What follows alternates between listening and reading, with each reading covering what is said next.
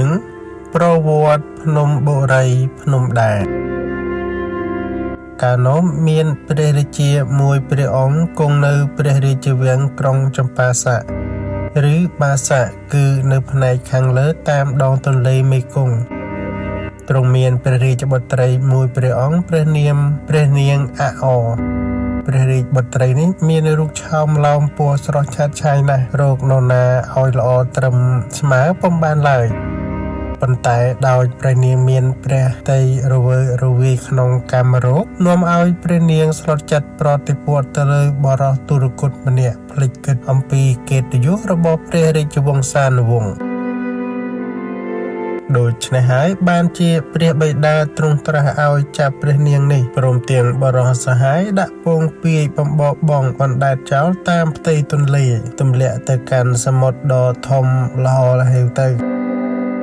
ក្នុងពងពាយជាមួយនោះព្រះរាជាទ្រង់ចាត់ឲ្យដាក់ទាំងស្រូវអង្ករល្ងពោតសណ្ដែកអំបិលប្រហុកជាស្បៀងជាប់ទៅជាមួយព្រមទាំងគ្រឿងប្រដាប់ប្រដាប្រើប្រាស់ជាច្រើនផងដែរលុះពងពាយនោះរសាត់អណ្ដែតទៅជាយូរថ្ងៃក៏បានទៅប៉ះជាប់នឹងភ្នំមួយគឺភ្នំបូរីនេះឯងដែលគេពុំទាន់បានឃើញមានមនុស្សណាទៅរស់នៅឡើយទេនាងអអនិងស្វាមីនាំគ្នាត្រេកអរដោយបានមកប៉ះត្រើយនាំឲ្យខ្លួនរស់រួចជីវិតបានទៅនាំគ្នាម្នាចិញ្ជូនរបស់របរដែលខ្លួនមានទាំងប៉ុន្មានចុះទៅអាស្រ័យនៅនឹងភ្នំនោះអ្នកទាំងពីរចាប់ប្រកបរបរដាំដំណាំដុះនិងស្វែងចូលព្រៃរកកាប់ឈើធ្វើអុសនិងធ្វើជាខ្ទមអាស្រមសម្រាប់ជ្រកនៅផងក្រោយពីបានតាំងលំនៅឋានបានស្រួលបួលមកថ្ងៃណាក៏នាងអអ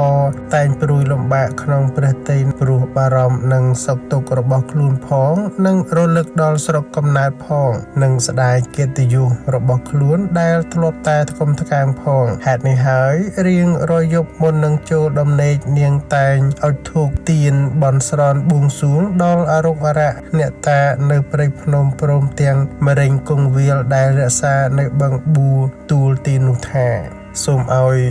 លោកជួយបីបាច់ថែរក្សាយើងទាំងពីរនាក់ឲ្យបានសុខសប្បាយរកស៊ីចិញ្ចឹមជីវិតក៏បានបរិបូរណ៍កុំឲ្យមានសេចក្តីខ្វះខាតឡើយដោយអានុភាពនៃសេចក្តីអធិដ្ឋានរាល់ថ្ងៃយ៉ាងនេះមិនយូរប៉ុន្មានក៏មានអ្នកសច្ចាំងបាំងបត់មួយអង្គមកបញ្យល់សពប្រាប់នាងថាចាប់ពីថ្ងៃនេះតទៅចូលនាងកុំភ័យឲ្យសោះយើងជាអ្នកសច្ចាំងនឹងជួយនាងឲ្យបានសេចក្តីសុខឲ្យបានថ្កុំថ្កើងដើម្បីឈ្មោះនៅក្នុងទីនេះប៉ុន្តែយើងមិនបាច់ឲ្យនាងឃើញរូបយើងទេ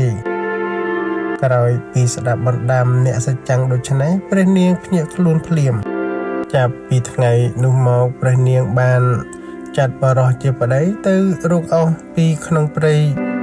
រាល់ថ្ងៃដូចធម្មតាឯបរិសុទ្ធជាប្តីនោះទៅកាប់អស់បានសុទ្ធតែដើមច័ន្ទក្រស្នាមានក្លិនក្រអូបរែកជញ្ជូនមកទុកជាច្រើនគំនោ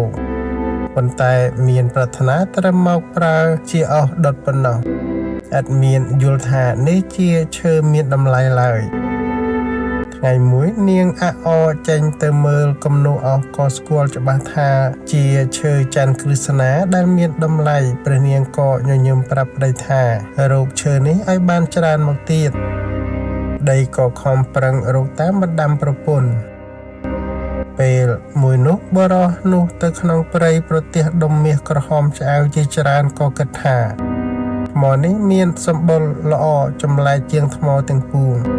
បើដូច្នេះអញគិតយកទៅផ្ទះឲ្យបាន3ដុំសម្រាប់ឲ្យប្រពន្ធតម្កល់ធ្វើជើងចង្ក្រានគិតដូច្នេះហើយបរិសុទ្ធនោះក៏លើកថ្មដាក់ក្នុងល្អីរែកយកទៅផ្ទះដោយមិនស្គាល់ថាជាដុំមាសឡើយលុះប្រពន្ធបានឃើញដុំមាសដូច្នេះហើយស្គាល់ច្បាស់ថាជាមាសតែមិនប្រាប់ប្តីទេគ្រាន់តែផ្ដាំថាបើប្រទះឃើញថ្មក្រហមដូច្នេះទៀតឲ្យជញ្ជូនមកទុកទាំងអស់ប្តីក៏ធ្វើតាមបណ្ដាំនាងជាដរាបថ្ងៃមួយព្រះនាងគិតឃើញថាអស់ច័ន្ទក្រស្នានិងមាសរបស់អញមានកាន់តែច្រើនឡើងហើយ បើដូច្នេះអញគិតលើកទងមួយឲ្យខ្ពស់ជាសញ្ញាក្រៃមានសំពៅពីប្រទេសក្រៅធ្វើដំណើរជំនួញលក់ដូររបស់ផ្សេងគេឃើញហើយនឹងចូលមកតាក់ទងគិតហើយព្រះនាងក៏នាំប្តីប្រញាប់ប្រញាល់ធ្វើតាមគំនិតនេះភ្លាមមិនយូរប៉ុន្មានមានដង្ខៅសំពៅនៅស្រុកស្លាតលង្កាបើកសំពៅទាំង7នាំកំណាត់សម្ពុតនិងហុភាដតីទៀតមកលក់ដូរតាមឆ្នេរសមុទ្រលុះសំពៅនេះបានមកដល់ជិតភ្នំបូរីក៏ឃើញទងសញ្ញាឲ្យដឹងថាទីនេះមានមនុស្សរស់នៅទំនងជាមានការចង់តាក់ទងលក់ដូររបស់របរផងគេនាំគ្នាតម្រង់ក្បាលសំពៅចូលចតត្រង់ទីនោះនាយសំពៅទាំង7ឡើងទៅលើដីគោកក៏ប្រទះឃើញព្រះនាងអអ2នាក់ប្តីប្រពន្ធរស់នៅក្នុងទីនោះក៏ពោលប្រស្រ័យតាក់ទងដោយការគូសមព្រះនាងអអបបួលនាយសំពៅដូរកំណាត់សម្ពុតព្រមទាំងផុសភាផ្សេងជាមួយនឹងឈើច័ន្ទក្រឹស្នារបស់ព្រះនាង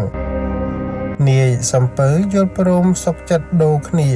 ហើយទៅនាងនាំនាយសំពៅទៅបង្ហាញឃ្លាំងដុំមាសរបស់ព្រះនាងទៀតនាយសំពៅបបួលដូរកំណាត់ជាមួយមាសនោះប៉ុន្តែព្រះនាងអអមិនព្រមព្រះនាងប្រាប់នាយសំពៅថាបើចង់បានមាសនេះចូលអ្នកទៅនាំយកជាងមាសចំនួន100នាក់ប្រុស100នាក់ស្រីមកឲ្យខ្ញុំសិនគ្រានោះនាយសំពៅក៏ព្រមព្រៀងយ៉ាងពេញចិត្តហើយក៏នាំគ្នាបើកក្តោងសំពៅវិលត្រឡប់ទៅស្រុកកំណើតរៀងខ្លួនវិញជាខាងក្រោយមកពេលដែលទៅដល់ស្រុកហើយនាយសំពៅក៏និយាយបញ្ចុះបញ្ចូលអ្នកស្រុកដែលចេះធ្វើជាងមាសទាំងប្រុសទាំងស្រីចំនួន200នាក់ដោយពាក្យដែលនាងបានផ្ដាំមកកាលបើបានគ្រប់ចំនួនហើយនាយសំពៅរូតរះចុះសំពៅវិញត្រឡប់ទៅស្រុកព្រះនាងអអយ៉ាងប្រញាប់នាយសំពៅប្រគល់ឲ្យព្រះនាងអអព្រះនាងក៏ប្រគល់មាសឲ្យទៅគ្រប់សំពៅទាំង7ឲ្យគេវិញត្រឡប់ទៅស្រុកវិញទៅចំណែកព្រះនាងអអនិងស្វាមីក៏បានចាត់ចែងពួកអ្នកស្រុកថ្លាតទាំងប៉ុន្មានដែលមករស់នៅជាមួយឲ្យទៅជួយគោះជញ្ជូនយកដុំមាសមកពីភ្នំឲ្យបានច្រើនឡើងថែមទៀតអ្នកខ្លះឲ្យដុំរំលាយមាសផែធ្វើជាគ្រឿងអលង្ការផ្សេងមានធ្វើជាកងចិញ្ចៀនជាដើមលុះបានរបស់របរច្រើនហើយតែមានឈ្មួញស្រុកក្រៅចូលសំពៅមកចតតាក់ទងទិញដូររបស់របរទាំងនេះជាហូរហើយមិនយូរប៉ុន្មាន5ទៅ6ឆ្នាំប៉ុណ្ណោះក៏មានអ្នកស្រុកក្រៅខ្លះទៀតមកសុំជ្រោកនៅរោគស៊ីបានគ្នាកាន់តែច្រើនកុះកឡើងឯអ្នកស្រុកស្រីប្រុសដែលមកនៅយូរហើយនោះក៏បង្កើតបានជាកូនពូនជាចៅថែមឡើងទៀតម្ល៉េះហើយភូមិស្រុកនេះក៏បានរីកធំឡើងហើយអ្នកស្រុកទាំងអស់ក៏គោរពដល់ព្រះនាងអអនិងស្វាមីគ្រប់គ្នាព្រោះសម្គាល់ថាជាម្ចាស់ទីកន្លែងនិងជាដង្ខៅនៃរបររកស៊ីក្នុងទីនោះហេតុនេះហើយបានជាព្រះនាងអអដឹកនាំស្វាមីប្រកាសតាំងខ្លួនជាស្ដេចមួយព្រះអង្គគ្រងរាជនៅតំបន់នេះឡើងដោយមានព្រះនាមថាព្រះបាទសង្ឃចក្រនិងព្រះនាងអអជាអគ្គមហេសីគ្រានោះព្រះបាទសង្ឃចក្រទ្រង់ចាត់តាំងឲ្យមានជាមន្ត្រីរាជការតាមក្រុមតាមពួករវាងអ្នកស្រុកទាំងអស់នោះឡើង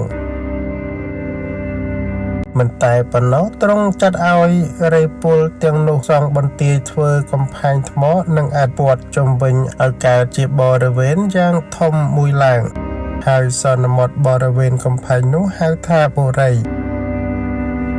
មានន័យថាជាក្រុងគឺថាជនីនុជននិងភូមិឋានទាំងឡាយដែលស្ថិតនៅក្នុងបរិវេណនេះទុកជាអ្នកក្រុងសម្បត្តិក្រុងនៅក្នុងបរិវេណនេះទុកជាអ្នកក្រុងហេតុនេះឯងបានជាជាប់ឈ្មោះទីភ្នំនោះដល់សពថ្ងៃហៅថាបុរីកាលបើសាងបានជាទីបុរីសំរុំមានកិត្តិយសសំរុំសំតាមប្រាថ្នាហើយព្រះបាទសង្ឃចក្រនិងព្រះអគ្គមហេសីទ្រង់រំលឹកដល់គុណអ្នកសច្ចាំងដែលបានសន្យាថាជួយពីថ្ងៃមុននោះ ព្រះអង្គក៏ចាត់ឲ្យសាងជាប្រាសាទថ្មតូចមួយយ៉ាងល្អស្រស់នៅលើភ្នំខាងកើតតែសពថ្ងៃហៅថាប្រាសាទភ្នំដាដើម្បីឧទ្ទិសថ្វាយដល់អ្នកសច្ចាំងដែលមានឧបការៈគុណលើព្រះអង្គដូច្នេះយើងបញ្ជាក់ឡើងវិញតាមរឿងព្រេងនេះបានថាភ្នំបូរីកាត់ឡើងពីព្រះបាទសង្ឃចក្រនិងព្រះនាងអាអនោះឯងដូចមានសេចក្តីហូរហែមកហើយរឿងប្រវត្តិភ្នំបូរីភ្នំដាក៏ចប់តែប៉ុណ្ណឹងសូមអរគុណសូមគោរពលា